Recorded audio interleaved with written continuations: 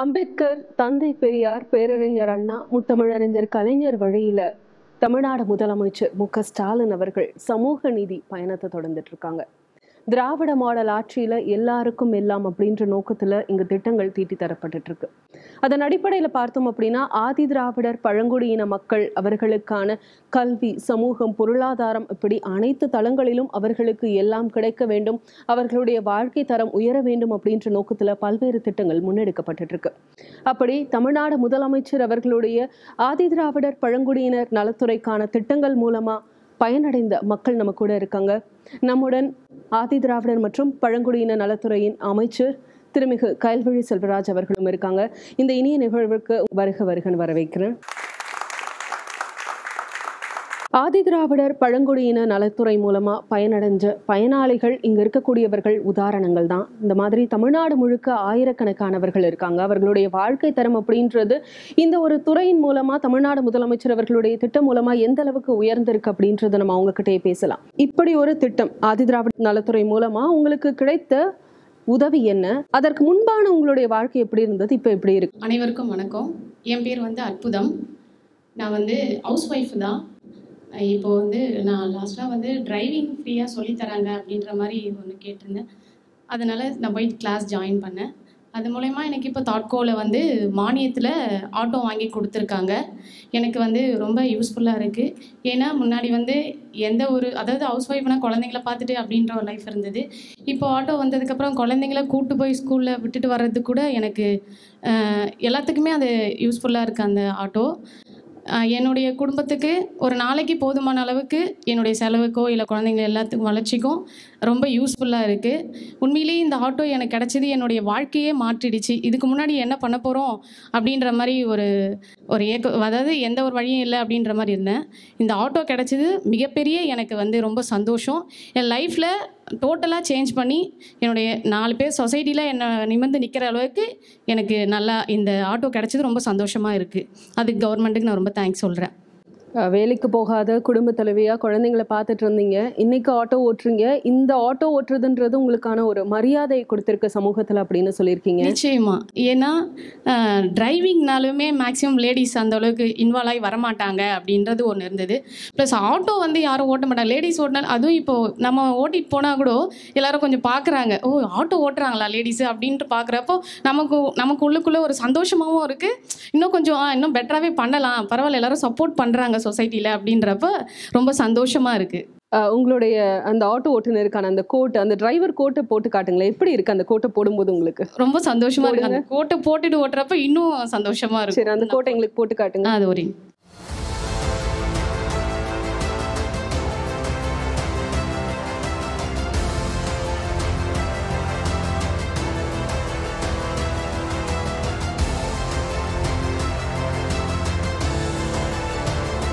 எப்படி இருக்கு? சொல்கிறதுக்கு வார்த்தையில் ரொம்ப சந்தோஷம்தான். அதாவது முன்னாடிலாம் காக்கி சட்டை போட்டால் ஒரு இது வந்துங்க, இது போட்டவுடனே ஒரு கெத்து, அதுவும் வண்டியில் ஏறி உட்காந்து வண்டி எடுத்து ஒரு சவாரி கிடச்சா ரொம்ப ஒரு ஹாப்பியாக தான் இருக்கும். எனக்கு ரொம்ப ஹாப்பியாக ஃபீல் பண்ணுவேன். அதில் உங்களுடைய பேட்ச், உங்களுடைய பேர் இருக்குல்ல, இந்த பேரை இந்த இடத்துல பார்க்கும்போது ஃபர்ஸ்ட் டைம் எப்படி இருந்தது உங்களுக்கு? ஃபர்ஸ்ட் டைம்னா அது இன்னும் நமக்கு உண்டான அடையாளன்ற மாதிரி இருந்தது. சரி, இங்கே வாங்க அற்புதம். அற்புதம்க்கு எல்லாரும் ஒரு பெரிய கைத்தட்டல்கள் கொடுத்துடலாம். ஸோ இந்த இடத்துல அமைச்சர்கிட்ட என்ன சொல்ல நினைக்கிறீங்க? ஏன்னா உங்களுடைய வாழ்க்கை ஒரு திட்டம் அப்படின்றத முழுக்க மாற்றிருக்கு. அப்போ அமைச்சர்கிட்ட என்ன சொல்ல நினைக்கிறீங்க? போய் சொல்லிட்டு வாங்க. உண்மையிலேயே நான் ஹவுஸ் ஒய்ஃபாக இருக்கிறப்போ என்ன பண்ணுறது, என் பிள்ளைங்களை என் குழந்தைங்களை எப்படி நான் வச்சு ரன் பண்ணுறது அப்படின்ற ஒரு ரொம்ப கஷ்டம் இருந்தது. இந்த ஆட்டோ கொடுத்ததுனால எனக்கு சமூகத்துலேயும் பரவாயில்ல, அவங்க ஆட்டோ வாங்கி ஆட்டோ ஓட்டுறாங்க அப்படின்ற ஒரு பெருமைன்ற மாதிரி எனக்கு ரொம்ப சந்தோஷமாக இருக்குது. உங்களுக்கு நான் எப்படி நன்றி சொல்கிறதுனே தெரியல. இந்த தமிழக அரசுக்கும் நான் ரொம்ப நன்றி சொல்கிறேன். Thank you ma'am. தாட்கோ முத்தமிழர் கலைஞர் அவர்கள் கொண்டு வந்த ஒரு கார்பரேஷன். கிட்டத்தட்ட 50 வருஷம் முடிஞ்சு 51வது வருஷத்தில் நாங்கள் அடியெடுத்து வச்சுட்ருக்கோம். கலைஞர் இந்த தாட்கோ உருவாக்கின நோக்கம் நம்ம கான்கிரீட் வீடுகள் கட்டி கொடுக்கும் திட்டத்துக்காக தொடங்கி வைக்கப்பட்ட திட்டம். காலப்போக்கில் அந்த தாட்கோ வீடு கட்டும் திட்டத்தை நகர்ப்புற வாழ்விட மேம்பாட்டு வாரியம் அல்லது குடிசை மாற்று வாரியம் அவங்கக்கிட்ட ஒப்படைச்சதுக்கப்புறம் திறன் மேம்பாட்டு பயிற்சிகள் வழங்குவது, மானியத்துடன் கடனுதவி வழங்கி சுய தொழில் செய்வதற்கான வாய்ப்பை உருவாக்கி கொடுக்கறது, மேலும் நம்முடைய துறையில் இயங்கக்கூடிய பள்ளிகள், விடுதிகள் போன்ற கட்டமைப்பு வசதிகளை உருவாக்குறதுக்காக இந்த தாட்கோ நிறுவனம் இப்போது செயல்பட்டுட்டு வருது. சமூக நீதியை அடிப்படையாக கொண்டு திராவிட மாடல் ஆட்சி வர நம்ம முதலமைச்சர் அவர்களுக்கு நெருக்கமான ஒரு துறை அப்படின்னு சொன்னோம்னா நம்மளுடைய ஆதிராவிட மற்றும் பழங்குடியின துறையை சொல்லலாம். இந்த கீழே இருக்கிறவங்கள கையை பிடிச்சி மேலே கூட்டிகிட்டு வந்து அவங்களுடைய வாழ்க்கையில் ஒரு வெளிச்சத்தை கொண்டு வரணும் அப்படிங்கிற ஒரு நோக்கத்தோட இந்த அடித்தட்டு மக்களுக்கு அவங்களுடைய வாழ்க்கையை மேம்படுத்துவதற்கான சமூக பொருளாதார திட்டங்களை செயல்படுத்துவது மூலமாக நிறைய வாய்ப்பு இன்றைக்கு நிறைய பேருக்கு கிடைச்சிருக்கு. நம்முடைய மாண்பு முதலமைச்சர் அவர்கள் பொறுப்பேற்ற பிறகு இந்த 3 வருஷத்தில் பார்த்திங்கன்னா நிறைய மாற்றங்களை இந்த துறையில் நாங்கள் கொண்டு வந்திருக்கோம். தாட்கோவிலையும் இப்போ இந்த அற்புதம் இவங்களை வந்து பார்க்கும்போது இவங்க சொல்கிற நன்றி அப்படின்றது உங்களுக்கு எப்படி இருக்குமா? அவங்க சொன்ன மாதிரி ஏற்கனவே பெண்கள் வந்து ஆட்டோ ஓட்டுறதுங்கிறது ரொம்ப கம்மியாக தான் இருக்குது. அப்போது ஆண்களுக்கு நிகராக பெண்களும் எல்லாத்தையும் செய்ய முடியும் அப்படிங்கிறதுக்கு எடுத்துக்காட்டாக தான் அற்புதம் இருக்காங்க. இன்னுமே நிறைய பேர் வந்து இந்த திட்டத்தில் இன்னும் பயனடைஞ்சாதான் அது முதலமைச்சருக்கு நாம் செய்யக்கூடிய நன்றியாக இருக்கும் அப்படின்னு நான் நினைக்கிறேன். முதலமைச்சருக்கு என்ன சொல்ல நினைக்கிறீங்க அற்புதம்? முதலமைச்சருக்கு என்ன சொல்லனா, ரொம்ப நன்றி தான். அதாவது என் வாழ்க்கையே மாற்றிட்டாரு.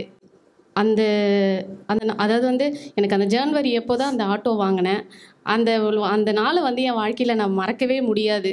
அந்த அளவுக்கு எனக்கு ரொம்ப சந்தோஷம்தான். வார்த்தையே இல்லை அவருக்கு நன்றி சொல்கிறதுக்கு. உண்மையிலேயே ரொம்ப சந்தோஷமாக இருக்குது. ரொம்ப நன்றி. நான் வந்து கள்ளக்குறிச்சி டிஸ்ட்ரிக்ட்லேருந்து வரேன். நான் வந்து கல்வராயன்மலை வட்டம்.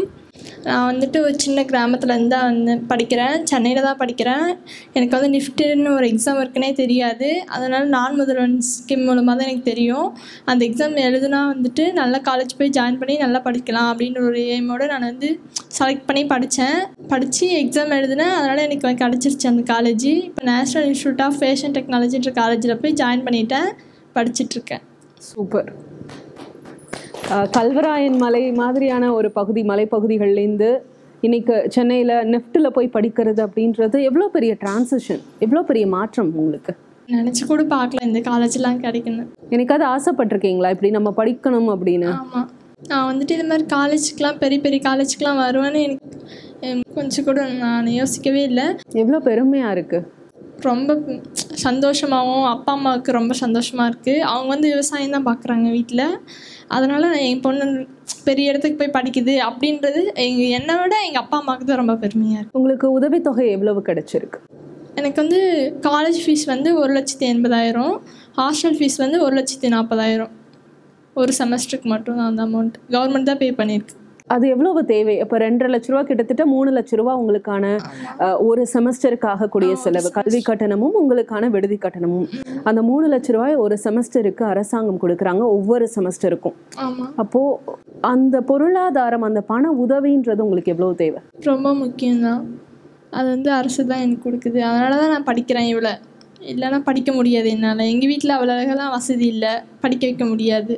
கவர்மெண்ட் கட்டுறதுனால தான் நான் படிக்கிறேன். அதனால் நான் வந்துட்டு மூலமாக தான் நான் படிச்சுட்ருக்கேன். இவங்க சொன்ன மாதிரி அவங்களுடைய மொத்த கட்டணத்தையும் அரசாங்கமே ஏற்றுக்குது. கல்வராயன் மலை மாதிரி பின்தங்கிய ஒரு இடங்கள்ல இருந்து இங்கே வந்து படிக்கக்கூடிய பிள்ளைகள் நிறைய பேர் இருப்பாங்க இவங்கள மாதிரி. அப்போது அவர்களுடைய கல்வி அப்படின்றது ரொம்ப முக்கியம். அது எதனாலையும் தடைப்படக்கூடாது அப்படின்ற தமிழ்நாடு முதலமைச்சர் அவருடைய நோக்கம் அப்படின்றது எந்தளவு களத்தில் சாத்தியப்பட்டுருக்கு? சமூகத்தில் நம்ம உயர்ந்த நிலைக்கு போகணும்னா நமக்கு அடிப்படை கல்வி தான். அந்த கல்வி எல்லாருக்கும் கிடைச்சதுனாலே அவர்களுக்கான உரிமை கிடைக்கும். அந்த உரிமை கிடைச்சாலே சமூகத்தில் அவங்களுக்கு ஒரு அந்தஸ்து இருக்கும். ஸோ அப்போ பார்க்கும்போது நமக்கு அடிப்படைங்கிறது கல்வி. அதனால தான் ஒவ்வொருத்தரையும் படிங்க, படிக்கிறதுக்கு என்ன உதவி வேணாலும் நான் செய்கிறேன் அப்படின்னு சொல்லி முதலமைச்சர் அவர்கள் சொல்லியிருக்காங்க. அதுவும் நம்ம துறையை பொறுத்த வரைக்கும் பள்ளிகள், விடுதிகள் தொடர்ந்து நம்முடைய அரசு மூலமாக நம்ம நடத்திக்கிட்டு வந்துட்ருக்கோம். இந்த நான் முதல்வன் திட்டமாக இருந்தாலும் சரி, நாங்கள் வந்து சேலமில் வந்து 11, 12ஆம் வகுப்பு மாணவ மாணவிகளுக்காக தொட்டுவிடும் தூரத்தில் இலக்கண் அப்படின்ட்டு நம்முடைய பழங்குடி நலத்துறையில் இருக்கக்கூடிய பிள்ளைகள், ஏகலைவா மாதிரி ஒன்றிய பள்ளிகளில் இருக்க குழந்தைகள் கிட்டத்தட்ட 2000 பேருக்கு மேலே நாங்கள் ஒரு நாள் ஒரு கலந்துரையாடல் கூட்டம் மாதிரி வச்சு அடுத்து வந்து அவங்க என்ன மேலே படிக்கலாம் அப்படிங்கிறதுக்கு ஒரு கரியர் கைடன்ஸ் கொடுக்குறது வழிகாட்டி அவங்களுக்கு தேவைப்படுது. நிறைய பேருக்கு வந்து அடுத்து வந்து நம்ம என்ன படிக்கலாம், என்னென்ன கவர்மெண்ட் ஸ்கீம் இருக்குது. இப்போ ஸ்காலர்ஷிப் இருக்கிறதெல்லாம் ஒரு சிலருக்கு தெரியாமல் இருக்கும். எப்படி வந்து அவர்களுடைய வாழ்க்கையை மேம்படுத்துவதற்கு என்னென்ன ஸ்கீம்ஸ் நம்ம துறை மூலமாக நம்ம செயல்படுத்துவோம் அப்படிங்கிறது எல்லாத்தையுமே வந்து அவங்க தெரிஞ்சுக்கணும் அப்படிங்கிறதுக்காக அந்த ஒரு நாள் நிகழ்ச்சி நாங்கள் நடத்தினோம். அப்போ வந்து மேலே வந்து இந்த நுழைவுத் தேர்வு எழுதுவதற்கான பயிற்சி, இப்போ கேட் எக்ஸாம், கிளாட்டு, இந்த மாதிரி உயர்கல்வி நிறுவனங்களில் சேரக்கூடிய அவங்களுக்கு வந்து நம்மளால் போய் படிக்க முடியுமா, இல்லை நம்ம அந்த என்ட்ரன்ஸ் எக்ஸாமில் நம்ம பாஸ் பண்ணிடுவோமா, இது எங்கே போய் நம்ம கோச்சிங் போகிறது அப்படின்னு தெரியாமல் இருக்கிறவங்களுக்கு நம்முடைய நம்ம ஸ்கூல்ஸு நம்ம ஹாஸ்டலில் படிக்கிறவங்களுக்கு நாங்கள் புக்ஸ் எல்லாம் கொடுத்து அவங்களுக்கு கோச்சிங் கிளாஸஸ் எல்லாம் தொடர்ந்து கொடுத்துட்ருக்கோம். அந்த மாதிரி வரும்போது இந்த வருஷம் பார்த்திங்கன்னா MIT, IIT, NIPT இந்த மாதிரி லா காலேஜில் ஒரு ஸ்டூடெண்ட், அந்த மாதிரி வந்து ஒரு 8 ஸ்டூடெண்ட்ஸ் வந்து லாஸ்ட் வீக் வந்து முதலமைச்சர் கையால் மடிக்கணினி வாங்கினாங்க. இப்போது பழங்குடியினர் நலத்துறையை பொறுத்த வரைக்கும் அந்த மக்களுடைய கல்வி மேம்பாட்டுக்காக ஒரு சிறப்பு முன்னெடுப்பாக தான் அந்த திட்டம் செயல்படுத்திகிட்டு இருக்கோம். இப்போ இவங்களுடைய பேரண்ட்ஸ் பெரும்பாலும் வந்து நிறைய படிக்காமல் நிறைய அரசு வேலைக்கு போகாதவங்களாக இருப்பாங்க. அப்படிப்பட்டவங்களுக்கு நம்மளுடைய வாழ்க்கைக்கு ஒரு வெளிச்சம் கொடுக்குற மாதிரி ஒரு திட்டமாக முதலமைச்சர் இந்த நான் முதல்வன் திட்டம் மூலமாக செயல்படுத்த நம்முடைய துறை மூலமாக அதுலேயும் நாங்கள் வந்து பங்கெடுத்துக்கிறோங்கிறது ஒரு மிகப்பெரிய மகிழ்ச்சி எங்களுக்கு. ஸோ என் பேர் விக்னேஷ். நான் லாயலால் தான் யூஜி முடித்தேன். ஸோ யூஜி முடிச்சுட்டு என்ன பண்ணுறதுன்னு ஐடியாவே இல்லை, ஜாப் போகலான்னு தான் இருந்தேன். ஸோ அப்போ தான் டேட்கோ பாடின்னு ஒன்று இருக்குன்னு எனக்கு தெரியும். எங்கள் ஸ்காலர்ஷிப் குரூப்பில் வந்து மெசேஜ் வந்துருந்தது டேட்கோன்னு ஒன்று இருக்குன்னு. ரெஜிஸ்டர் பண்ணேன், சும்மா ரெஜிஸ்டர் பண்ணேன் சொல்லப்போனால். ஸோ அப்புறம் லேப்டாப் தராங்கன்னு சொன்னாங்க. அதுக்கப்புறம் கொஞ்சம் சின்சியராக படித்தேன். ஸோ ஒரு 6 to 8 months கிட்ட படித்தேன். ஸோ அதில் வந்து ஒரு நல்ல பர்சன்டேஜ் எடுத்தேன். 20 IIMஸில் 12 IIMs கிட்ட இந்த கால் வந்தது, இன்டர்வியூ கால். பெங்களூர்லாம் போய்ட்டு இன்டர்வியூ அட்டன் பண்ணேன். ஸோ அதில் வந்து எனக்கு இந்தியன் இன்ஸ்டியூட் ஆஃப் மேனேஜ்மெண்ட்டில் திருச்சியும் காஷிப்பூர் காலேஜ் கிடச்சிது. ஒவ்வொரு திட்டம் நம்ம கொண்டு வர்றதுக்கு முன்னாடி மக்கள் வந்து நம்மளை சந்திக்கும் போது அவங்களுடைய கோரிக்கைகளை நம்ம கேட்டு தான் நம்ம சில திட்டங்களை கொண்டு வரோம். சில சமயம் என்ன பண்ணுவோம்னா, ஏற்கனவே இருக்க திட்டங்களில் என்ன ட்ராபேக் இருக்குது, அதை எப்படி சரி பண்ணி கொண்டு போகணும் அப்படிங்கிற ஒரு 2 பிரிவாக நம்ம வச்சு தான் செஞ்சுக்கிட்டு இருக்கோம். ஒரு தடவை வந்து நியூஸ் பேப்பரில் வந்து ஒரு தூய்மை பணியாளரோட குழந்தை, ஒரு பொண்ணுக்கு வந்து மெடிக்கல் காலேஜில் சீட் கிடச்சிருக்கு. ஆனால் அவங்களால பணம் கட்ட முடியாது. ஏன்னா ஒரு பேங்க்கில் லோன் வாங்க போகும்போது எவ்வளோ கஷ்டம்னு நம்ம எல்லாருக்குமே தெரியும். ஸோ எஜுகேஷன் லோனு அதுவாக இருந்தாலும் சரி, எந்த லோனாக இருந்தாலும் ரொம்ப போராடி தான் வாங்குறதா இருக்குது. இப்போ செக்யூரிட்டி கேட்டாங்கன்னா அவங்கக்கிட்ட பெருசாக எதுவும் இருக்காது. அந்த பொண்ணு வந்து எனக்கு இடம் கிடச்சிருச்சு, எனக்கு வந்து யாராவது பண உதவி பண்ணுங்க அப்படின்னு நியூஸ் பேப்பரில் ஒரு குட்டியாக ஒரு விளம்பரம் வந்துருந்துச்சு. அப்புறம் அதை பார்த்தோன்னே ஒரு மெடிக்கல் காலேஜில் நம்ம ஸ்டூடெண்ட்ஸு செலக்ட் ஆகிறதே ஒரு பெரிய விஷயம். ஸோ அவங்களுக்கு எந்த வகையிலாவது நம்ம உதவி செய்யணும் அப்படின்னு தாட்கோ மூலமாக ஆன்லைன் மூலமாக கல்வி கடன் வழங்கும் திட்டம் அப்படிங்கிற திட்டத்தை முதலமைச்சரோட கவனத்துக்கு எடுத்துகிட்டு போய் நாங்கள் செயல்படுத்த ஆரம்பித்தோம். அப்போது 2 நாளையிலேயே வந்து அது டைம் வேறு ரொம்ப குறைவான டைம், ஒரு 2 நாள் 3 நாளைக்குள்ளே அந்த ஸ்டூடெண்ட்டு பணம் கட்டணும் அப்படின்னு சொன்னாங்க. சரி, ஃபஸ்ட்டு நம்ம வந்து அவங்களுக்கு செக் கொடுத்து அட்மிஷன் போட்டு அதுக்கப்புறம் வந்து ஆன்லைனில் வந்து யாருக்கெல்லாம் வந்து இந்த மாதிரி உயர்கல்வி நிறுவனங்களில் சேரக்கூடிய மாணவர்களுக்கு பணம் கட்ட முடியலையோ, எஜுகேஷன் நம்ம ஒன்று ஸ்காலர்ஷிப் கொடுக்குறோம், அது இல்லாமல் சில பேருக்கு எஜுகேஷன் லோன் தேவைப்படும். அவங்களுக்கான ஒரு திட்டமாக ஆன்லைன் மூலமாக அப்ளை பண்ணாக்க நாம் அவங்களுக்கு கடன் வந்து நாமளே வந்து வாங்கி கொடுக்கலாம். ஸோ எந்த அலைச்சலும் இல்லாமல் அதை வந்து தாட்கோ பார்த்துக்கும் அப்படிங்கிற ஒரு நம்பிக்கை நம்ம அவங்களுக்கு கொடுத்தோம்னா நிறைய மாணவர்கள் வந்து உயர்கல்விக்கு போவாங்க அப்படிங்கிற மாதிரி அப்படி ஒரு திட்டம் ஆரம்பித்தோம். அடுத்தபடியாக வந்து வெளிநாடுகளில் உயர்கல்வி மற்றும் ஆராய்ச்சி கல்வி மேற்கொள்ளும் மாணவர்களுக்கான கல்வி உதவித்தொகை திட்டம். இது வந்து ஒரு அருமையான திட்டம். ஏன்னா ஆதிராட பழங்குடியின மக்கள் அந்த குழந்தைகள் வந்து வெளிநாட்டுக்குள்ளே போய் படிக்கக்கூடிய வாய்ப்பு அவங்களுக்கு இந்த திட்டத்தின் மூலமாக கிடைக்கும். இந்த திட்டம் ஆரம்பித்து நம்முடைய ஆட்சி வர வரைக்கும் பார்த்திங்கன்னா மொத்தம் 4 ஸ்டூடெண்ட்ஸ் தான் வெளிநாட்டில் போய் படிச்சுட்ருக்காங்க. இப்போ இந்த திட்டம் ஏன் சக்ஸஸ்ஃபுல்லாக போகலை அப்படின்னு சொல்லி அனலைஸ் பண்ணி பார்த்தபோது நம்ம வந்து ஆண்டு வருமான வரம்பு வந்து பெற்றோருக்கு 2 லட்சம் 3 லட்சம் அப்படி தான் வச்சுருக்கோம். நம்ம அந்த வருமானத்தில் வச்சுருக்கிற பேரண்ட்ஸால் குழந்தைங்கள வெளிநாட்டுக்கு அனுப்பி படிக்க வைக்க முடியாது. அப்போது நம்ம ஆண்டு வருமான வரம்பு உச்ச வரம்பை வந்து உயர்த்தணும் அப்படின்னு சொல்லி முதலமைச்சர்கிட்ட கவனத்துக்கு எடுத்துகிட்டு போனோம். அதை வந்து 2 அடுக்காக பிரிச்சுக்கிட்டோம். 8 லட்சத்துக்கு குறைவாக இருக்கிறது ஒரு அடுக்கு. அந்த அடுக்கில் வர ஸ்டூடெண்ட்ஸ்க்கு வந்து அதிகபட்சமாக 36 லட்சம் வரைக்கும் கல்வி உதவித்தொகை. இது ஃபுல்லாக ஃப்ரீ ஸ்காலர்ஷிப் தான். அதே போல் இன்னொரு அடுக்கு வந்து உங்களுக்கு 8 லட்சத்துலேருந்து 12 லட்சம் வரைக்கும் ஆண்டு வருமான பேரண்ட்ஸ் அவங்களுடைய குழந்தைங்களுக்கு அதிகபட்சமாக 24 லட்சம் வரைக்கும் எஜுகேஷ்னல் ஸ்காலர்ஷிப் நம்ம கொடுத்துட்ருக்கோம். இந்த திட்டம் வந்து நம்ம இந்த மாற்றத்தை கொண்டு வரணும் முதலமைச்சர்கிட்ட எடுத்துகிட்டு போன போது அவங்க சரி நீங்கள் பண்ணுங்கள், நம்ம மாணவர்கள் வெளிநாட்டு போய் படிக்கிறது நமக்கு பெருமை தானே அப்படின்னு சொல்லி அந்த திட்டத்தை செயல்படுத்துறதுக்கு எங்களுக்கு அனுமதி அளித்தாங்க. 10 பேர் 12 பேர் போயிட்டு இருந்த நிலைமை மாறி கடந்த ஆண்டு பார்த்திங்கன்னா 34 மாணவர்கள் வெளிநாட்டில் போய் படிக்கக்கூடிய வாய்ப்பை பெற்றிருக்காங்க. இது முதலமைச்சரோட முயற்சி, எங்களுடைய ஒரு இன்ட்ரெஸ்டோடு நாங்கள் செஞ்ச ஒரு மிகப்பெரிய மாற்றம். அதே போல் இளைஞர் நலன் மற்றும் விளையாட்டு மேம்பாட்டுத்துறை அமைச்சர் அவர்களை பொறுத்த வரைக்கும் எங்களுடைய விடுதிகளுக்கு அவர் எந்த மாவட்டத்துக்கு விசிட் போனாலும் எங்களுடைய விடுதிகளுக்கு போய் இல்லை எங்களுடைய பள்ளிகளுக்கு போய் மாணவ மாணவிகளை சந்திக்கிறத ஒரு வழக்கமாகவே வச்சுக்கிட்டு இருக்கார்.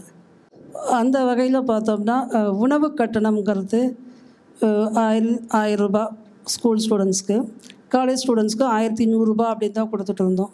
இப்போ இப்போ விற்கிற விலைவாசிக்கு நம்ம தரமான சத்தான உணவு குழந்தைகளுக்கு வழங்கணும் அப்படிங்கிறதுனால ஒவ்வொருத்தருக்குமே வந்து 400 ரூபாய் இன்க்ரீஸ் பண்ணி அவங்க முதலமைச்சரோட கவனத்துக்கு நம்ம விளையாட்டுத்துறை அமைச்சர் எடுத்துகிட்டு போய் அதையும் லாஸ்ட் இயர் வந்து நமக்கு அறிவிச்சிருக்காங்க. நிச்சயமாக நீங்கள் நிறைய விஷயங்கள் சொன்னீங்க. அதுலேயும் குறிப்பாக பார்த்தோம் அப்படின்னா ஒரு நியூஸ் பேப்பரில் ஒரு ஆதிதிராவிடர் பழங்குடியினர் குடும்பத்தை சேர்ந்த ஒரு பெண் அவங்க வந்து அவங்களுக்கு மருத்துவ இடம் கிடச்சிருக்கு, ஆனால் கல்வி கட்டணம் செலுத்த முடியலன்றத பேப்பரில் பார்த்தீங்க. அவர்களுக்காகவே ஒரு திட்டம் அப்படின்றது திராவிட மாடல் அரசில் தான் டிசைன் பண்ணப்படும் அப்படின்றதுக்கான இதுதான். அவர்களுக்காகவே அப்போது ஒரு பொண்ணுக்காக ஒரு திட்டம் அப்படின்றது தான் இந்த அரசினுடைய ரொம்ப ஒரு பெருமையான ஒரு விஷயமா பார்க்க முடியுது. அப்போது அவர்களுக்கு கடன் உதவி எளிதாக கிடைக்கணும், கடனுக்கான அந்த ப்ராசஸை வந்து ரொம்ப எளிமையாக்கணும் அப்படின்றதுனால இன்னைக்கு அந்த பொண்ணு வந்து மருத்துவக் கல்லூரியில் படிச்சுட்டு இருக்காங்க. அப்போது ஒவ்வொருத்தருக்கும் என்ன தேவை அப்படின்றத பார்த்து செஞ்சுட்டு இருக்கக்கூடிய அரசாக இருக்கிறது. தமிழ்நாடு முதலமைச்சர் மு.க.ஸ்டாலின் அவர்களுடைய திட்டங்கள் ஒவ்வொருத்தருக்கும் எந்தளவு பயன் கொடுக்குது அப்படின்றதற்கான உதாரணமாக தான் இந்த மக்களை பார்க்க முடியுது. நேற்று அவர்களுடைய வாழ்க்கை அப்படின்றது எப்படி இருக்கு, இன்று தமிழ்நாடு அரசினுடைய திட்டங்கள் அவர்கள் பெற்ற பிறகு இவர்களுடைய வாழ்க்கை எந்தளவு மாறி இருக்கு, எந்தளவு முன்னேற்றங்களை இவர்கள் தனிப்பட்ட முறையில் அடைஞ்சிருக்காங்க அப்படின்றது அவர்களுடைய வார்த்தைகள் இருந்து கேட்க முடியும். தமிழ்நாடு என்றால் சமூக நீதி, சமூக நீதி மண்ணான தமிழ்நாட்டில் திராவிட மாடல் முதலமைச்சர் அவர்கள் கொண்டு வரக்கூடிய திட்டங்களை இன்னைக்கு இந்தியாவை திரும்பி பார்த்துட்டு இருக்கு. குறிப்பா பார்த்தோம் அப்படின்னா ஆதிதிராவிடர் பழங்குடியின மக்களை கைதூக்கி விட வேண்டும் அப்படின்ற நோக்கத்துல பல்வேறு திட்டங்கள் முன்னெடுக்கப்பட்டிருக்கு. இதன் காரணமா இவர்களுடைய வாழ்க்கை தரம் அப்படின்றது முன்னேற்றத்தை நோக்கி பயணிச்சுட்டு இருக்கு. அப்படி முன்னேற்றத்தை நோக்கி பயணித்துட்டு இருக்கக்கூடிய பயனாளிகள் நம்ம கூட இருக்காங்க. இவர்கள் மூலமா இன்னும் அடுத்த கட்டங்களில் பார்த்தோம் அப்படின்னா லட்சக்கணக்கானவர்கள் பயனடைய இருக்காங்க. இவர்கள் ஒரு தூதுவர்களாக செயல்பட போறோம் அப்படின்னு சொல்லியிருக்காங்க. தொடர்ந்து இவங்க எல்லாருக்கிட்டையுமே பேசலாம். உங்களுடைய வாழ்க்கை எப்படி மாறி இருக்கு? என் பேர் கௌதமி. நான் ஒரு சின்ன கிராமத்துலேருந்து வந்திருக்கேன், சின்ன கரட்டூர் அப்படின்னு சொல்லி. பாதி பேத்துக்கு தெரியாது. ஆத்தூர் உள்ளே போகணும். அங்கேருந்து பார்த்தோம்னா ஒரு 16 கிலோமீட்டர் இருக்குது. என் கணவர் இறந்து 4 வருஷம் ஆகுது. எனக்கு ஒரு பெண் பிள்ளை இருக்காங்க. அபிநவம் நம்ம சேலத்தில் தான் படிக்கிறாங்க. நான் ஆதிதிராவிடர் பள்ளியில் தான் படிக்க வச்சிட்ருக்கேன். 4 வருஷம் அப்படிங்கிறது மிகப்பெரிய எனக்கு பெரிய பெரிய இடின்னு சொல்லலாம். இடியே வந்து தலையில் விழுந்தது அப்படின்னு சொல்லலாம். என்ன பண்ணுறது, இது பண்ணுறது, எதுவுமே நான் படிச்சிருக்கேன், பிஎட் முடிச்சிருக்கேன். முடிச்சு வச்சுட்டு ஒன்றுமே பண்ண முடியாமல் மேலே என்னை கொண்டு வர்றதுக்கு வீட்டில் யாரும் இல்லாமல் எல்லோரும் வயசானவங்க, மாமியார் மாமனார் அப்படிங்கிற ஒரு சூழலில் வாழ்ந்துட்டு இருந்தேன். என் பொண்ணை நான் எப்படி கொண்டு வந்து அடுத்த லெவலுக்கு கொண்டு போகிறேன் அப்படிங்கிறது எதுவுமே தெரியாமல் இருந்துச்சு. அந்த நேரத்தில் நான் சின்ன சின்ன வேலை பார்த்து என் பொண்ணை வந்து பார்த்துக்கிட்டு இருந்தேன். அப்போ தான் எனக்கு வந்து அந்த ஸ்கூலில் ஹெச்எம் மேடம் சொன்னாங்க, அம்மா நீ படிச்சிருக்க, நமக்கு வந்து ஒரு 3 மாதம் கோர்ஸ் கொடுக்குறாங்க கவர்மெண்ட்லேருந்து, நீங்கள் போகிறீங்களா அப்படின்னு சொல்லி. எனக்கு ஃபஸ்ட்டு ஐடியாவே இல்லை. நம்ம 3 மாதம் குழந்தைய விட்டுட்டு எங்கே போகிறது, நமக்கு சாப்பாடு என்ன பண்ண போகிறோம், நம்ம எப்படி தங்க போகிறோம் அப்படின்ற அந்த கேள்வியெல்லாம் நிறையா இருந்தது. என் வாழ்க்கையில் நான் பெங்களூரே நான் பார்த்ததில்லைன்னு சொல்லலாம். அப்படி ஒரு இடத்துக்கு கூட்டிகிட்டு போய் அவ்வளோ ஒரு பெரிய காலேஜில் திரும்பவும் நான் ஒரு காலேஜ் ஸ்டூடெண்ட்டாக பேகை மாட்டி யூனிஃபார்ம் போட்டு ஷூ போட்டு எல்லாமே ஒரு நான் திரும்பவும் ஒரு படிப்பு அப்படிங்கிற ஒரு இதுக்குள்ளே நான் போயிட்டு நல்ல சாப்பாடு, நல்ல தங்குற இடம், இது எல்லாமே திரும்பவும் நான் என் ஸ்கூல் லைஃப் காலேஜ் லைஃப்பை வந்து நம்ம திரும்பவும் கொண்டு வந்த மாதிரி இருந்தது. ஒரு 3 மாதம் ரொம்ப சந்தோஷமாக ஒரு கோர்ஸை முடிச்சுட்டு கிட்டத்தட்ட இப்போது நாங்கள் 3 மாதம் கோர்ஸை முடித்து போன மாதம் ஐயா கையால் நாங்கள் சர்டிஃபிகேட் வாங்கி, மேடம் கையால் நாங்கள் சர்டிஃபிகேட் வாங்கி ரொம்ப இன்னும் சொல்லப்போனால் ரொம்ப கெத்தாக HDB ஃபினான்ஸில் ஒரு ரிலேஷன்ஷிப் மேனேஜராக ஒர்க் பண்ணுறேன் அப்படின்னு சொல்கிறத வந்து ரொம்ப பெருமையாக நினைக்கிறேன். என் பொண்ணை நான் எப்படியாவது காப்பாற்றிடுவேன், நான் எப்படியும் கொண்டு வந்துடுவேன் அப்படிங்கிற ஒரு பெரிய நம்பிக்கையை வந்து மேடமும் சாரும் வந்து எங்களுக்கு கொடுத்துருக்காங்க. இதுக்காக நான் முதலமைச்சர் ஐயாவுக்கு ரொம்ப ரொம்ப நன்றி சொல்லியிருக்கேன். என்ன மாதிரி இருக்கிற பொண்ணுங்க கண்டிப்பாக வந்து கணவர் இழந்தவங்களாக இருக்கட்டும், கைவிடப்பட்டவங்களாக இருக்கட்டும், அவங்களுக்கான இது வந்து நமக்கு கவர்மெண்ட் நிறையவே கொடுக்குறாங்க. அதை அவங்க வந்து யூஸ் பண்ணிக்கணும் அப்படின்றது தான் என்னோட மிகப்பெரிய கோரிக்கையாக நான் வந்து எடுத்துக்கிறேன். பக்கத்தில் ஒரு சின்ன கிராமத்துலேருந்து இன்னைக்கு சென்னை மாதிரியான ஒரு பெருநகரத்தில் ஒரு நல்ல நிறுவனத்தில் நீங்கள் வேலை பார்க்குறீங்க. அதற்கான பயிற்சியும் வேலை வாய்ப்பையும் தமிழ்நாடு அரசாங்கம் உருவாக்கி கொடுத்துருக்காங்க. மேடம், இப்போ இவங்க சொன்ன மாதிரி ஆதி திராவிடர் பழங்குடியினர் சமூகத்தை சேர்ந்தவர்களுக்கான பயிற்சி, அதன் பிறகு வேலை வாய்ப்பு, சமீபத்தில் தமிழ்நாடு முதலமைச்சர் கிட்டத்தட்ட 146 பேருக்கு அவர்களுக்கான பணி நியமன ஆணைகளையும் கொடுத்தாங்க. அப்போ இந்த வேலை அப்படின்றது அவங்களுக்கு ஒரு மிகப்பெரிய நம்பிக்கையை கொடுத்துருக்கு. பழங்குடி இனத்தை சேர்ந்தவங்க நிறைய பேர் வந்து படிச்சுட்டு வேலைவாய்ப்பு பெறாமல் இருக்காங்க. ஏதாவது டிகிரி முடிச்சிருப்பாங்க, ITI முடிச்சிருப்பாங்க, ஒரு சில பேர் இன்ஜினியரிங் கூட முடிச்சிருப்பாங்க. ஆனால் வந்து எப்படி வெளியே போய் நம்ம வேலைக்கு அப்ளிகேஷன் போடுறது, எப்படி நம்ம அதில் செலக்ட் ஆகிறது அப்படின்னு நிறைய பேருக்கு தெரியாமல் இருக்குது. பழங்குடியினர் இனத்தை சேர்ந்தவங்களுக்கு வந்து நம்ம ஃபஸ்ட்டு ஒரு எடுத்துக்கிட்டு நம்ம ஃபஸ்ட்டு ட்ரையல் பண்ணி பார்ப்போம் அப்படின்னு சொல்லி ஒரு எண்ணம் எங்களுக்கு தோணுச்சு. முதலமைச்சர் அவர்கள்ட்டையும் சொன்னோம். கிட்டத்தட்ட வந்து ஒரு 200 ஸ்டூடெண்ட்ஸை நாங்கள் தேர்ந்தெடுத்தோம். இந்த பொண்ணு சொன்ன மாதிரி ஏற்கனவே இந்த பள்ளியில் படித்த தலைமை ஆசிரியர்கள், அப்புறம் NGOs, அப்புறம் லோக்கலில் இருக்கவங்க எல்லாருக்கிட்டையும் சொல்லி இந்த மாதிரி படித்து முடிச்சுட்டு இருந்தவங்களுக்கு வந்து ஒரு 400 பேரை நாங்கள் எடுத்து ஸ்க்ரீன் டெஸ்ட் பண்ணி அதில் 200 பேரை தேர்ந்தெடுத்து கலைவாணர் அரங்கத்தில் நம்ம மாண்புமிகு விளையாட்டுத்துறை அமைச்சர் அவர்கள் வந்து இவங்களுக்கு அந்த ஆர்டர் கொடுத்தாங்க. அப்போ அந்த ட்ரைனிங்க்கான ஆர்டர்.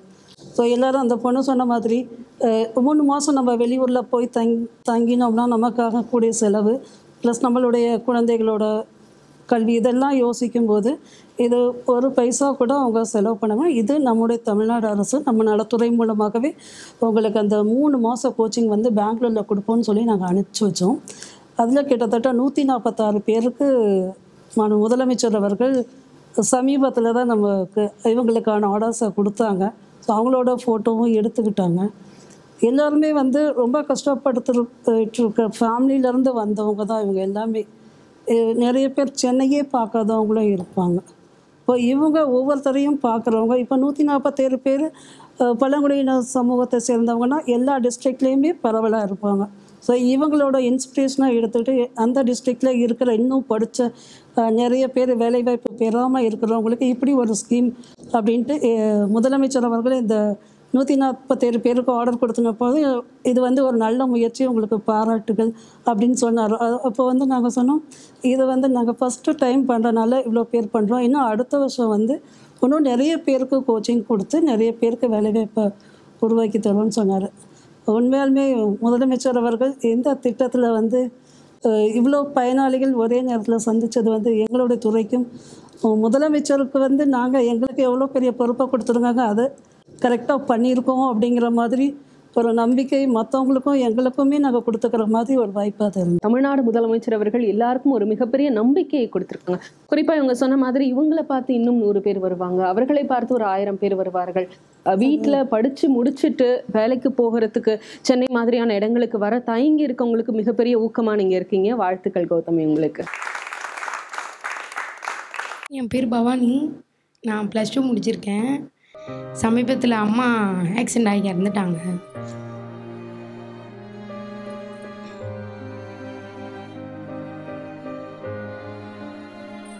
எங்கள் வீட்டில் எல்லாமே எங்கள் அம்மா தான்.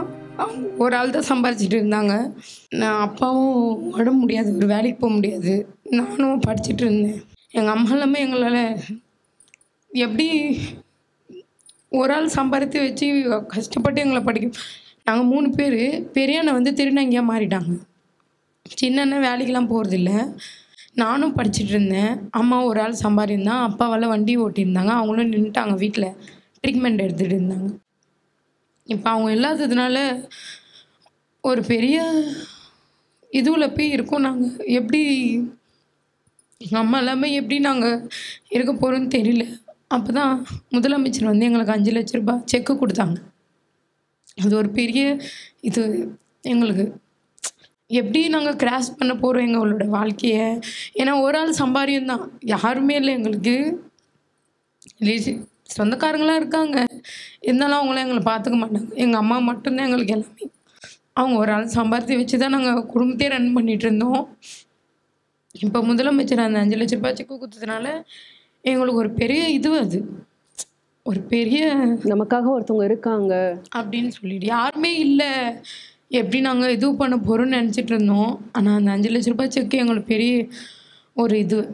அம்மா என்ன வேலை பார்த்துட்டு இருந்தாங்க? இந்த தூய்மை பணியாளர்கள் வேலை செஞ்சுட்டு இருந்தாங்க. அதனால் இந்த செக்கு கொடுத்தது எங்களுக்கு ஒரு பெரிய இது. அதனால் முதலமைச்சருக்கு நான் நன்றி சொல்லிக்கிறேன். இப்போ இவங்க சொன்ன மாதிரி சொந்தக்காரவங்க இல்லை, ஆனால் உறுதுணையாக நான் இருக்கேன் அப்படின்னு தமிழ்நாடு முதலமைச்சர் சொல்லக்கூடிய அந்த வார்த்தைன்றது எவ்வளோ முக்கியம்? ஒரு கஷ்டப்படுறவங்களுக்கு நம்பிக்கை கொடுத்து உங்களுக்கு நாங்கள் இருக்கோம் அப்படின்னு சொல்லும்போதே நமக்குள்ளே ஒரு கான்ஃபிடென்ஸ் வரும். அதுதான் அந்த பொண்ணு சொல்லிகிட்ருக்காங்க. இப்போ அவங்க அம்மா வந்து தூய்மை பணியாளராக இருந்து இறந்துட்டாங்க.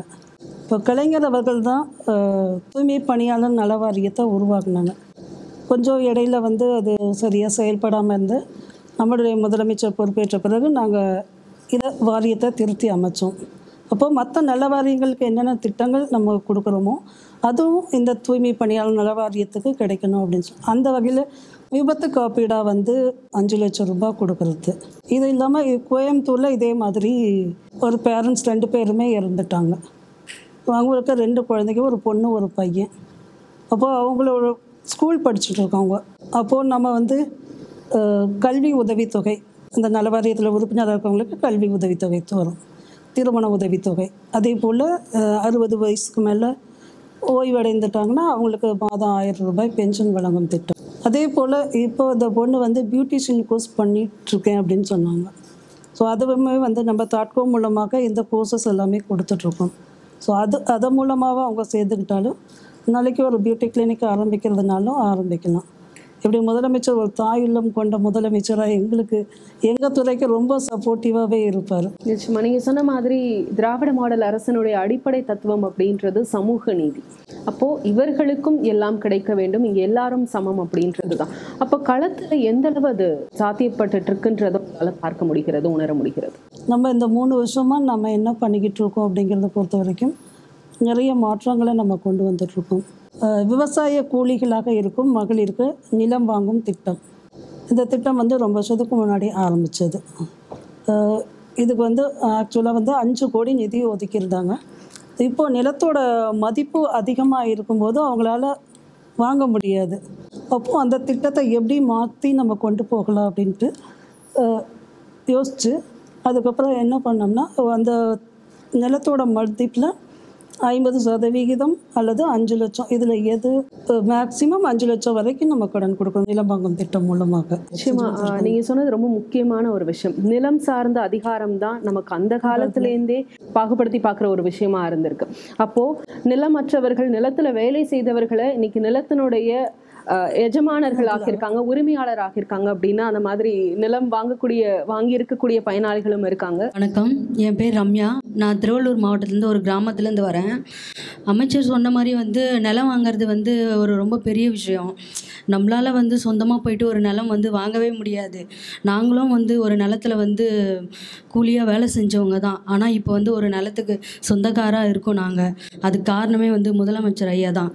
இந்தளவுக்கு அவங்க ஒரு ஸ்கீம் கொண்டு வந்து இந்த மாதிரி ரொம்ப பிலோ லிஸ்ட்டில் கீழே இருக்கவங்களும் வந்து ஒரு சொந்த நிலம் வாங்கி நாங்கள் சொந்தமாக விவசாயம் பண்ணுறோம் இப்போது. அது நெல் தான் அறுவடை பண்ணுறோம் நாங்கள். அதனால் வந்து எங்களுக்கு நல்ல ஒரு பெனிஃபிட்டாகவும் இருக்குது. எங்களுக்கு 2 பெண் குழந்தைங்க. நான் டைமுக்கு போகணும், வேலைக்கு போகணும் அந்த மாதிரிலாம் கிடையாது. நாங்கள் வீட்டில் இருந்துகிட்டே விவசாயம் பார்த்துட்டு எங்கள் ஃபேமிலியை ரன் பண்ணுற அளவுக்கு எங்களுக்கு போதுமான வருமானமும் அதுலேருந்து எங்களுக்கு கிடச்சிட்ருக்கு. இதுக்கு நாங்கள் வந்து அமைச்சருக்கும் முதலமைச்சருக்கும் வந்து நன்றி தெரிவிக்கிறேன். உங்களுடைய நிலத்துக்கான மானியம் உங்களுக்கு எவ்வளோ கிடச்சி? எங்களுக்கு மானியம் வந்து 5 லட்சம் கொடுத்தாங்க தாட்கோ மூலயமா. நாங்கள் எங்களுடைய கொஞ்சம் பணம் ரெடி பண்ணி போட்டு சொந்தமாக நிலம் வாங்கினோம். அந்த நிலத்தில் நம்ம கூலியாகவே வேலை செஞ்சுட்டு இருந்துட்டு அப்படி ஒரு நிலத்தை நம்ம வாங்குறதுன்றது உங்களுக்கு எவ்வளோ பெரிய ஒரு நம்பிக்கையை கொடுக்கும். ஆனால் அது நான் நினச்சி கூட பார்க்கல, இந்த மாதிரிலாம் வந்து ஓனாக சொந்தமாக வந்து நிலம் வாங்குவோன்னுலாம் சொல்லி. ஏன்னா செய்யும் போதெல்லாம் வந்து வேற ஒருத்தவங்க நிலத்துல தான் நம்ம போயிட்டு கூலியாக வேலை செய்வோம், அந்த மாதிரி இருப்போம். ஆனால் இப்போ வந்து இந்த மாதிரி வாங்கியிருக்கிறதே வந்து ஒரு முதலமைச்சர் ஐயா மூலமாக தான். இந்தளவுக்கு நாங்களும் வந்து ஒரு நிலத்துக்கு சொந்தக்காரராக இருக்கிறோன்னா அது அவர் பண்ணி கொடுத்தது தான். என் பேர் சுந்தரம். நான் வந்து காஞ்சிபுரம் மாவட்டம் திருப்பரங்குன்றம் வட்டம் காற்றமங்கலத்துலேருந்து வரேன். எனக்கு வந்து வீடு கட்டி நிலம் கொடுத்து வீடு கட்டி கொடுத்துருக்காங்க. எனக்கு ரொம்ப மகிழ்ச்சியாக இருக்குது. முதல்வர் ஐயாவுக்கு முதல் நன்றியை நான் தெரிவித்துக் கொள்கிறேன். என்னென்னா நாங்கள் வந்து இருள சமூகத்தை சேர்ந்தோம். நாங்கள் ஓலை கொட்டா இந்த மாதிரி இதில் தான் போயிட்டு வசிப்போம். ஒவ்வொரு பருவமழை வரும்போது எங்கள் வீட்டுக்குள்ளெல்லாம் தண்ணி வந்துடும். வரும்போது ஒரு மாதத்துக்கு வந்து ஸ்கூல்லையோ இல்லை வேறு எங்கேயோ ஒரு சமூக பொது இடங்களோ எங்களை தங்க வைப்பாங்க. தங்க வச்சுட்டு திரும்பவும் வந்து அது முடிஞ்சிட்ட பிறகு திரும்ப அதிலே தான் போய் வசிப்போம். ஒரு 10-15 வருஷமாக நாங்கள் வசித்து தான் இருக்கோம். இது வந்து நிலம் வந்து எங்களுக்கு மாறவே இல்லை. இப்போ ஐயா மூலமாக வந்து எனக்கு வீடு கட்டி கொடுத்து புது நிலம் கொடுத்து தண்ணி வராத இடத்துல வந்து எங்களை விட்டதுக்கு ஐயாவுக்கு பெரிய எனக்கு ரொம்ப சந்தோஷமாக இருக்குது. ஒவ்வொரு டைமும் வந்து நாங்கள் வேலை செய்யும்போது ஐயோ வீடு என்ன ஆச்சு ஏதாச்சுன்னு தெரியாது, செவ்வறு உழுவுமோ உழியாதோ எங்களுக்கு ஒரு பயமாகவே இருந்தது. இப்போ எனக்கு அந்த பயம்லாம் எதுவும் இல்லை. இப்போ அதுவும் இல்லாத இப்போ எங்கள் பசங்களுக்கும் பெரும் இதுவாக இருக்குது. இப்போ நாங்கள் ரொம்ப பயனறோம். எங்களுக்கு வந்து 33 வீடு எங்களுக்கு கொடுத்துருக்காங்க. அவங்க 33 பேருக்கு சார்பாக நான் பெரும் நன்றியை தெரிவித்துக் கொள்கிறேன். வீடுன்றது அடிப்படையான ஒரு விஷயம். அப்போ இன்னைக்கு நிம்மதியாக நான் தூங்குறேன் அப்படின்றது அந்த ஒரு விஷயம் இருக்குல்ல, அது எவ்வளோ பெரிய விஷயம். அப்போ அந்த வீடு கட்டும் திட்டம் அப்படின்றது, இவர்களுக்கான வீடு அப்படின்றது எவ்வளோ பெரிய ஒரு நோக்கம் தமிழ்நாடு முதலமைச்சருடைய. எல்லாருக்குமே வந்து சொந்தமாக ஒரு வீடு இருக்கணும், அது ரொம்ப பெருசாக இருக்கணும்னு கூட கிடையாது. நாம் சேஃப்டியாக படுத்து தூங்கி எழுந்திரிச்சு போகிறதுக்கு ஒரு வீடு வேணுங்கிறது எல்லாருடைய கனவு தான். அதை தான் முதலமைச்சர் இப்போ கலைஞரின் கனவு இல்லம் திட்டம் மூலமாக நிறைய வீடுகள் கட்டி கொடுத்துட்ருக்காங்க. இப்போ நம்ம நலத்துறையை பொறுத்த வரைக்கும் நம்ம ஆட்சிக்கு வந்ததுக்கப்புறம் இருளர் போன்ற பழங்குடியின மக்கள் அவங்களுக்காக வந்து ஃபஸ்ட்டு வந்து ஒரு 443 வீடுகள், அது திருவள்ளூர், காஞ்சிபுரம், செங்கல்பட்டு அந்த 3 மாவட்டங்களில் கட்டினாங்க. நானே நேரடியாக 2-3 தடவை அதை போய் பார்த்து ஆய்வு செஞ்சேன். நான் இவங்களுக்கு கொடுக்குற வீடு பாதுகாப்பானதாக நல்ல நிலைமையில் கட்டி கொடுக்கணும் அப்படிங்கிறதுக்காக, அதுவும் சீக்கிரம் கட்டி கொடுக்கணும் அப்படிங்கிறதுக்காக. ஏன்னா புதுசாக நம்ம வந்து இவ்வளோ வீடு அனௌன்ஸ்மெண்ட் கொடுத்துருக்கோம், பழங்குடியின துறை சார்பாக இவங்களுக்கு கொடுத்துருக்கோம். அப்படிங்கும்போது ஒவ்வொன்றையும் நாங்கள் பார்த்து செஞ்சு கொடுத்துருக்கோம். சென்ற வருஷம் பார்த்திங்கன்னா இப்போ நரிக்குறவர்கள், குருவிக்காரங்க அவங்கள வந்து எஸ்டியில் இணைச்சிருக்காங்க நம்மளுடைய முதலமைச்சரோட முயற்சியோட. இப்போ அவங்களும் இந்த பழங்குடியினர் இனத்தை சேர்ந்தவங்களாக ஆனதுக்கப்புறம் சென்ற வருடம் வந்து 500 நரிக்குறவர்களுக்கு வீடு, அதே போல் இதர பழங்குடியின இனத்தை சேர்ந்தவங்களுக்கு ஒரு 1000 வீடு, 1500 வீடு. இந்த வீட்டோட மதிப்பு வந்து 5 லட்சத்துக்கு மேலே அப்படி தான் நம்முடைய கட்டி கொடுத்துட்டு வருவோம்.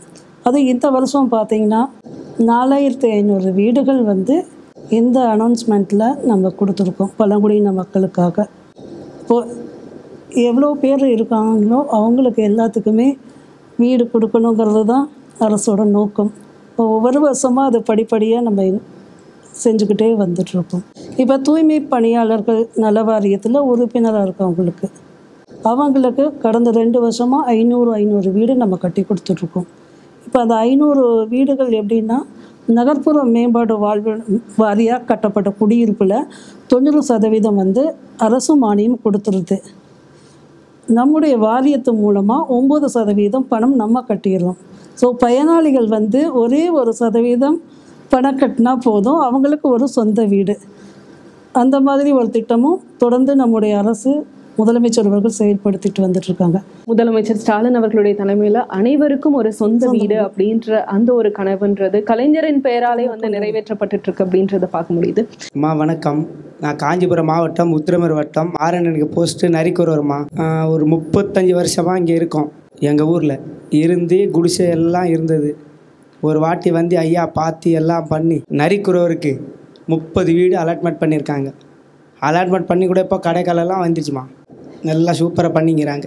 அதனால ஐயாவுக்கு நன்றி, ரொம்ப நன்றிம்மா. உங்களுக்குன்னு ஒரு சொந்த வீடு? சொந்த வீடும்மா. இப்போதுக்கு ஐயா மூலத்தில் எங்களுக்கு சூப்பரான வீடு வந்துக்குதுமா. அதுக்கு குறைய இல்லை. இனிமேல் நினச்சி பார்க்காத அளவுக்கு வீடு, நினச்சி பார்க்காத அளவுக்கு வீடு. 4 ரூம் அதில் சூப்பராக இருக்குது மேடம். வீடெல்லாம் எப்படி இருக்குது உங்கள் வீடு? எங்களால் கட்ட முடியாத வீடு. ஆனால் உள்ளே டைல்ஸு எல்லாமே இருக்குன்னு ஐயா சொல்ல சொல்ல எங்களுக்கு பயங்கரமான சந்தோஷம். அது கேட்கவே சந்தோஷம். அந்த வீடு பூர்த்தி பண்ணி கொடுத்து உள்ளே போகும்போது இன்னும் சந்தோஷமாக இருக்குமா. நிம்மதியாக தூக்கம் வருமா? இனிமே எந்த பக்கம் ஓய்வுமோ, எந்த பக்கம் கீஞ்சி ஓடுமோ, தார்பாய் நினைக்காத நிம்மதியாக தூங்குவோம். அது எங்களுக்கு ரொம்ப சந்தோஷமாக இருக்குது. 3 பையன் மேடம். எனக்கு ஒரு பையன் 6வது படிக்கிறான். அந்த இதில் 1400 பசங்களில் என் பையன் எல்லா பேருக்கும் டியூஷன் சொல்லுவான். அந்த அளவுக்கு என் பையன் இப்போ படிக்கிறான் madam. Government school, Manamathi government ஸ்கூலில் படிக்கிறேன் மேடம். தமிழ்நாடு முதலமைச்சருக்கு சொல்லுவாங்க அடிக்கடி கல்வி தான் ரொம்ப முக்கியம் அப்படின்னு. இப்போ உங்கள் பையன் வந்து ரொம்ப சூப்பராக படிக்கிறாங்க அப்படின்றீங்க. அரசு இல்லம் தேடி கல்வி மாரி எங்கள் ஐயா எங்களுக்கு எல்லாமே செய்கிறார். நல்ல திட்டம் எல்லாமே. கல்வி இப்போ நான் 1வது கூட படிக்கலை. நான் படிச்சிருந்தா ஓரளவுக்கு நல்லா இருந்திருப்பேன். 1வது படிக்கல. ஏன் அந்த காலத்தில் எங்கள் பெரியவங்க கையில் அடுப்பு முதுல குடிச்சு அப்படி ஊராக தங்கினவனாங்க. நிரந்தரம் இல்லை எங்களுக்கு. ஏதோ எங்கள் ஐயா வந்து எங்களுக்கு ஒவ்வொரு எங்கள் ஸ்டெப்பாக மேலே ஏற்றிக்கினே வராரு. கடவுள் மாரி எங்களுக்கு நல்லா பண்ணிக்கின்னு வராரு மேடம். உங்கள் பசங்க அரசு பள்ளிகளில் படிக்கிறாங்க அப்படின்றீங்க. அவங்களுக்கான காலை உணவு திட்டம்லாம் கொடுத்துருக்காங்க. இப்போ காலையில் ஸ்கூலுக்கு போய் சாப்பிட்டுக்கலாம் இல்லையா? ஆமாம் மேடம். அங்கே தான் என்ன சொல்கிறாங்க பசங்க அதை பற்றி? நல்ல சாப்பாடப்பா, குறை இல்லை. காலைல 6 மணி இப்போ எங்கள் ஐயா எங்களுக்கு பஸ்ஸு கூட விட்டார். நேராக அங்கேருந்து பஸ்ஸு ஏறினவொடனே நேராக ஸ்கூல் தான் போய் ஏறணும். அது முன்னே பஸ் இல்லை. கரெக்டாக 7 மணிக்கெல்லாம் பஸ் வந்தது எங்கள் ஊருக்கு. பக்கத்தில் பச்சைமா கோவில். அங்கே பஸ்ஸு நின்று எங்கள் பசங்கள்லாம் ரெடியான பிறகு கொஞ்சம் வந்துடும். ஏறி நேரம் அங்கே போகிறாங்க, அங்கேயே சாப்பிட்றாங்க. கரெக்டாக மணி 5:30 மணிக்கு டானனி வீட்டில் வராங்க.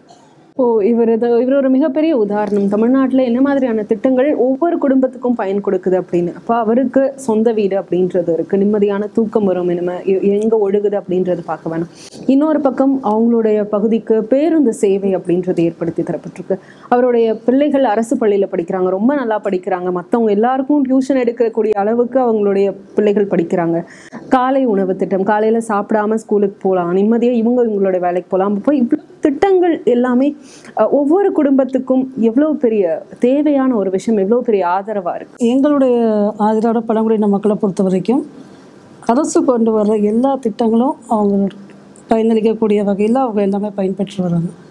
எங்கள் காலை உணவு திட்டமாக இருந்தாலும் சரி, இல்லம் தேடி கல்வி, மக்களை தேடி மருத்துவம், இது போன்ற திட்டங்கள் மட்டும் இல்லாமல் இப்போ அவங்களுடைய அடிப்படை வசதிகளுக்கு மேம்படுத்துவதற்கான திட்டங்களையும் நம்முடைய அரசு முதலமைச்சர் தலைமையில் சிறப்பாக செயல்படுத்திட்டு வராங்க. எல்லாருக்கும் வணக்கம். என் பேர் வந்து வி திருமலைவாசன். நான் சென்னை டாக்டர் அன்பேகா கவர்மெண்ட் காலேஜில் படிச்சுட்டு ஃபைனல் படித்து முடிச்சுட்டேன். நான் படிச்சுட்டு இருக்கும்போது எனக்கு ஒரு ஆல்டர் ஸ்கீம் மூலியமாக ஒரு வாய்ப்பு கிடைச்சிது.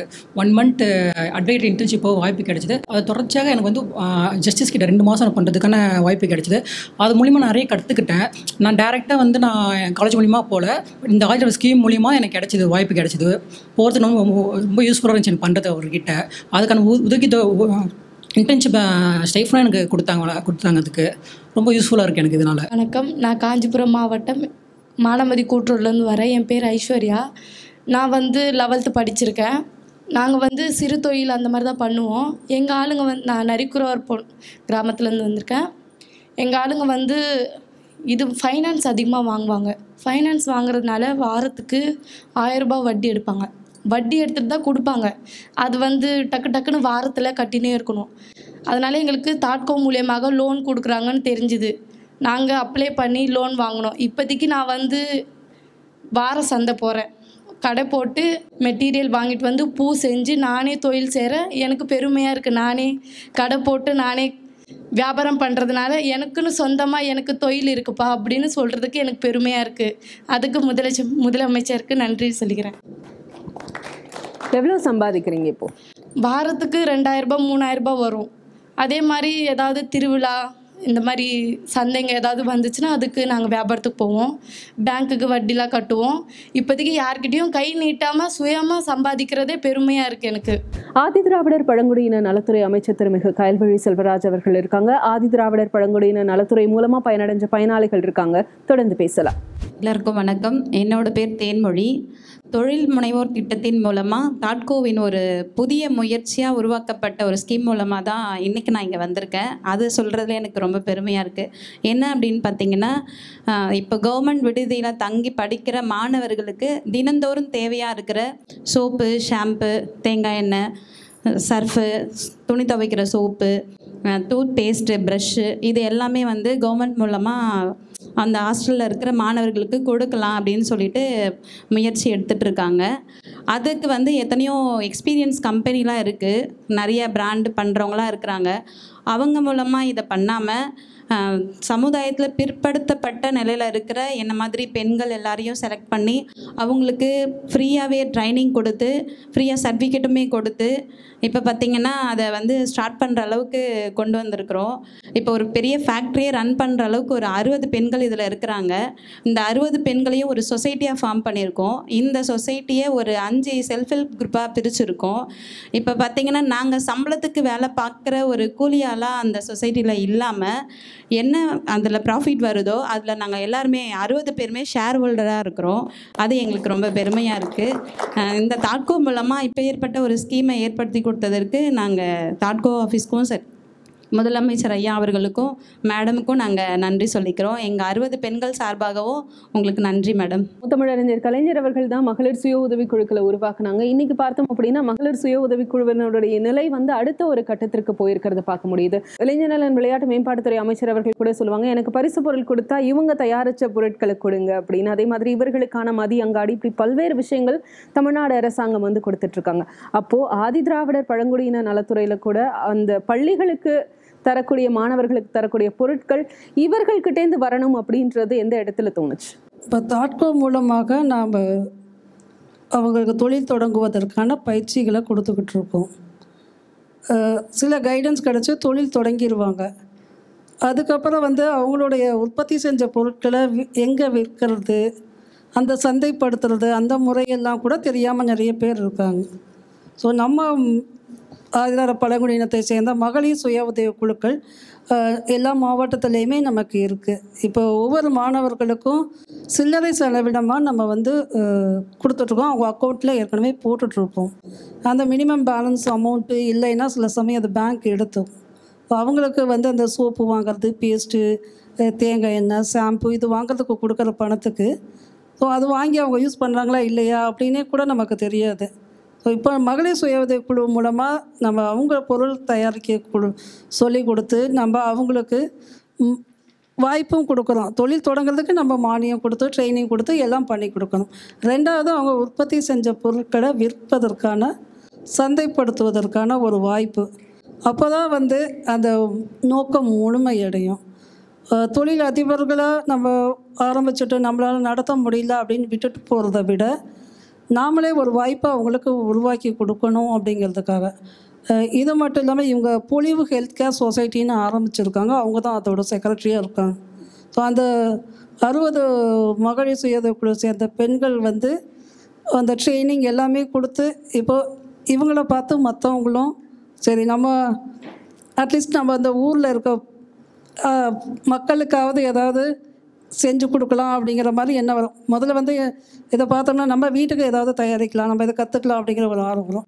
அப்புறம் கொஞ்சம் ஊரில் இருக்கவங்களுக்கு செஞ்சு கொடுக்கலாம். அப்படி அடுத்த கட்டத்தில் நோக்கி அவங்கள பயணம் செய்வதற்கு அது ஒரு நல்ல முயற்சி அப்படின்னே சொல்லலாம். அதே போல் அதோட மக்கள் பழங்குடியின மக்களுக்கு பால் சொசைட்டி ஆரம்பிக்கிறது, அதை வந்து அந்த திட்டத்தையும் நம்ம ஆரம்பித்தோம். அந்த பார்த்திங்கன்னா அந்த குழுவில் இருக்க அனைவருமே பெண்கள் தான். 40 பேர் வரைக்கும் அந்த குழுவில் இருக்கலாம். அவர்களுக்கு மாடு வாங்கிறதுக்கான அந்த லோனும் நம்ம கொடுக்குறோம்.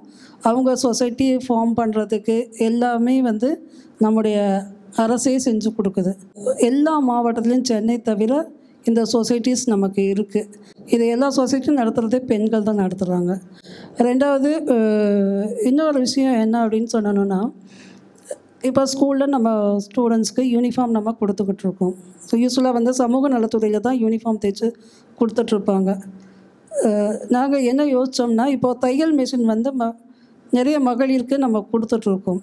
ஸோ இவங்கெல்லாம் ஒரு குரூப் ஃபார்ம் பண்ணி இவங்க நம்ம தையல் மிஷின் கொடுத்துட்டோம், சரி அவங்க போய் வெளியில் எப்படி ஆர்டர் எடுத்து தைப்பாங்க, அப்படி ஒரு பிரச்சனை இருக்கும்.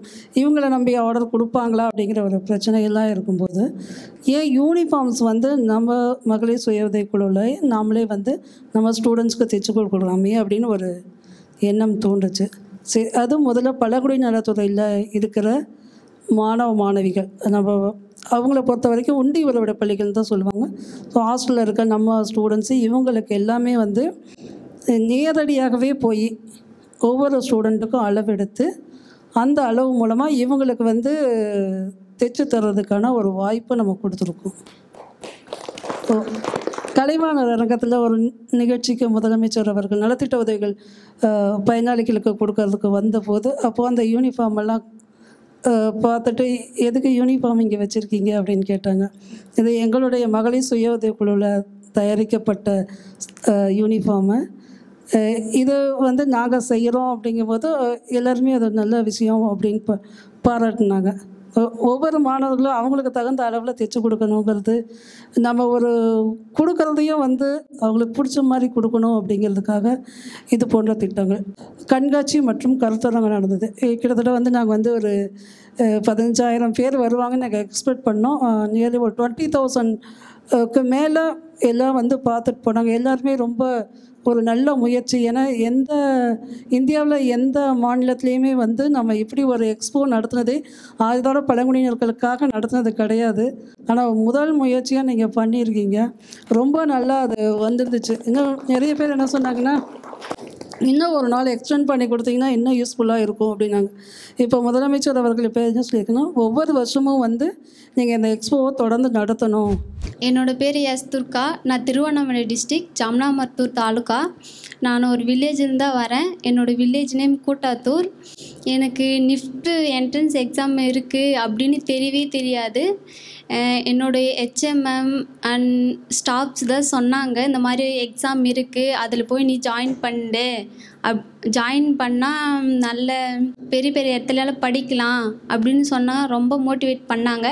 அதனால் நான் நிஃப்டில் ஜாயின் பண்ணேன். ஜாயின் பண்ணி என்ட்ரன்ஸ் எக்ஸாம் எழுதினேன். எழுதி பாஸ் பண்ணிட்டு எனக்கு சென்னையிலே சீட்டு கிடச்சிருச்சு. இப்போ காலேஜ் ஜாயின் பண்ணிட்டு படிச்சுட்டு இருக்கேன். நான் காலேஜ் ஃபீஸ் வந்து 1,80,000, ஹாஸ்டல் ஃபீஸ் வந்து 1,40,000. எங்கள் அப்பா அம்மா ஃபார்மர் தான். எங்களால் இவ்வளோ காசு கட்ட முடியாது. கவர்மெண்ட்டு தான் எல்லாம் கட்டுது. கவர்மெண்ட்டுக்கு ரொம்ப தேங்க்ஸ். இவ்வளோ பெரிய காலேஜில் படிக்கிறேன் அப்படின்றதுனால எனக்கு ரொம்ப ஹாப்பி மேம். நினச்சி கூட பார்க்கல மேம் எனக்கு இந்த காலேஜ் கிடைக்கும் அப்படின்ட்டு. கூடுதலாக ஒரு பொறுப்பும் இருக்குது. தமிழ்நாடு அரசாங்கம் உங்களை படிக்க வைக்கிறாங்கும் போது நீங்கள் தமிழ்நாடு அரசாங்கத்துக்கும் சமூகத்துக்கும் திருப்பி செய்யக்கூடிய விஷயம் என்னவா இருக்கும்? எனக்கு கிடைச்ச மாதிரியும் எங்கள் ஊர் பசங்களுக்கு எல்லாருக்கும் நான் அந்த மாதிரி சொல்லுவேன், நீங்களும் இந்த மாதிரி வந்து படிங்க, ஊர்லேயே இருக்காதீங்க, இந்த மாதிரி நேஷ்னல் ஸ்டேட் லெவல் எல்லாமே படிங்க அப்படின்னு சொல்லுவேன். என் பேர் சதீஷ்குமார். நான் செங்கல்பட்டு மாவட்டத்துலேருந்து வரேன். நான் பிசிஏ முடிச்சிருக்கேன். நான் இருளர் இனத்தை சேர்ந்தவன். நான் வேலை இல்லாமல் வீட்டில் தான் இருந்தேன். அப்போ வந்து கவர்மெண்ட் மூலிமா வேலைவாய்ப்பு திட்டம் மூலிமா 3 மாதம் கோர்ஸ் படித்து எனக்கு வந்து இப்போது ஹெச்டிபி ஃபினான்ஸ் சர்வீஸில் ஒரு ரிலேஷன்ஷிப் மேனேஜர் பதவியில் கொடுத்துருக்காங்க. அதுக்காக முதல்வர் ஐயா அவர்களுக்கும் மேடமுக்கும் மிக்க நன்றி தெரிவித்துக் கொள்கிறேன்.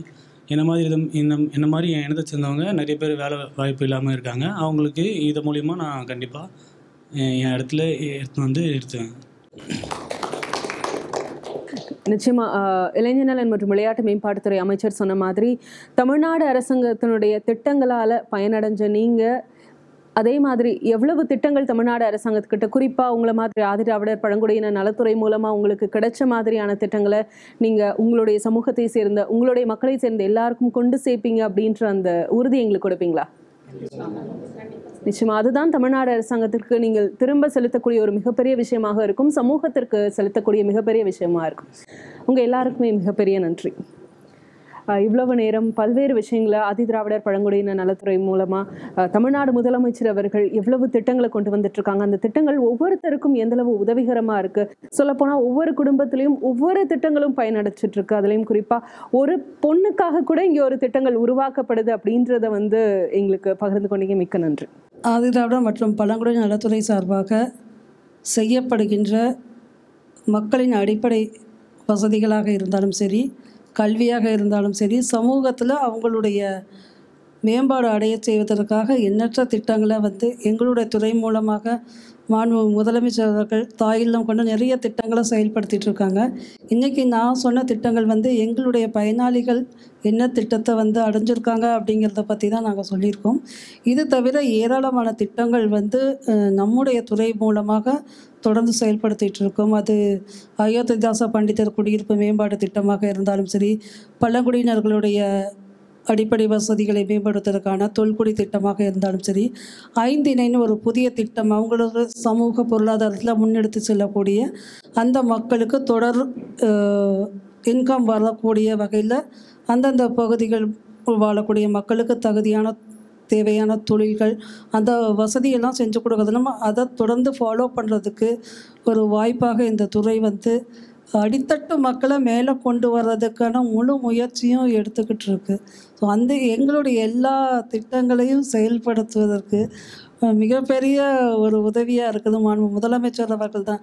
நம்ம துறையை பொறுத்த வரைக்கும் என்ன திட்டத்தை கொண்டு போய் தனி நபராக இருந்தாலும் சரி, இல்லை ஒரு குரூப் ஆஃப் ஸ்டூடெண்ட்ஸ்க்காக இருந்தாலும் சரி, மக்கள் நலன் சார்ந்த திட்டங்களாக இருந்தாலும் சரி, இன்னும் பழங்குடியின மக்களுக்கான வன உரிமை சட்டத்தை கொடுப்பதாக இருந்தாலும் சரி, நம்முடைய சமூக நீதி மனித உரிமைகள் பிரிவில் வன்கொடுமையால் பாதிக்கப்பட்ட மக்களுக்கு சட்டம் மூலமாக தீர்வு காணுவதற்கு உதவியாக இப்படி எல்லா திட்டங்களையும் சிறப்பாக செயல்படுத்துவதற்கு எங்களுக்கு ஒரு வாய்ப்பளித்த மாண்பு முதலமைச்சர் அவர்களுக்கு இந்த நேரத்தில் என்னுடைய பணிவான நன்றியை தெரிவித்துக் கொள்கிறேன். நான் சாதாரண குடும்ப தலைவியாக இருந்த எனக்கு இவ்வளோ பெரிய பொறுப்பை கொடுத்த போது அவருடைய எண்ணத்தை வந்து நம்ம எந்த விதத்துலேயும் இவங்களுக்கு கொடுத்துட்டோம், இவங்க சரியாக பண்ணல அப்படிங்கிற மாதிரி இல்லாமல், எப்படி அவர் மக்கள் மேலே எவ்வளோ அக்கறையை எவ்வளோ திட்டங்களை செயல்படுத்தும் போது ஒரு துறையில் இருந்துக்கிட்டு நாம் இன்னும் சிறப்பாக அந்த திட்டங்களை நம்ம செஞ்சு கொடுக்கறது தான் முதலமைச்சருக்கும் பெருமை.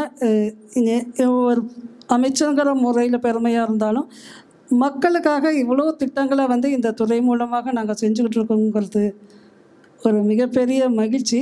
சொன்ன மாதிரி இந்த பயனாளிகள் வந்து இன்னும் நிறைய பயனாளிகளை உருவாக்குவாங்கங்கிற ஒரு நம்பிக்கையும் எங்களுக்கு இருக்குது. ஸோ எங்களுடைய மக்களுடைய வாழ்க்கை தரத்தை நாங்கள் இன்னும் சிறப்பாக செயல்படுத்துவோம். அதுக்கு உங்கள் கலைஞர் டிவி மூலமாக இவ்வளோ பயனாளிகளுடைய பதிவுகளை நீங்கள் வெளியிடும்போது இன்னும் வந்து இது மிகப்பெரிய எல்லாருக்குமே ஒரு பயனளிக்கக்கூடிய ஒரு வாய்ப்பாக அமையும். நன்றி, வணக்கம். நன்றி.